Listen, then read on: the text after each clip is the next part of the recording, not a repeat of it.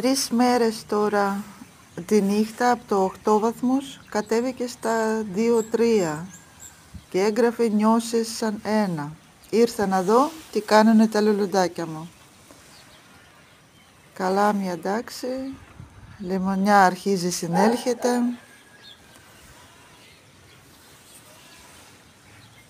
Μέντα εντάξει.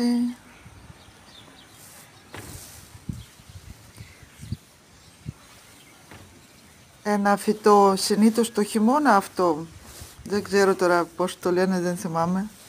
Έχει ωραία μπλε λουλουδάκια, να τα μάθω μετά. Αλλά το χειμώνα αυτό βγάζει το φύλλο της, πέφτει δηλαδή το φύλλο τους για το χειμώνα. Φέτος δεν έπεσε καθόλου, μόνο λίγα κυτρινίζει από το κίτρινο.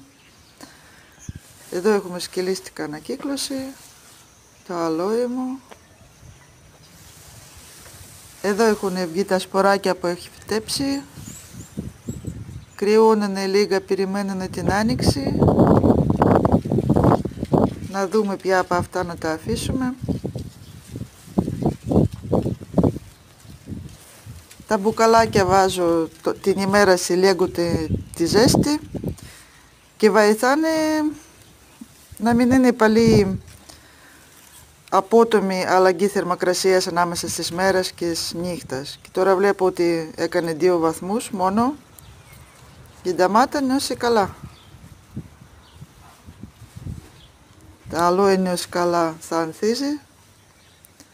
Και έχω και ένα surprise για μένα. Πίσω από ακονοπίτι ανακάλυψα και λουλουδάκια.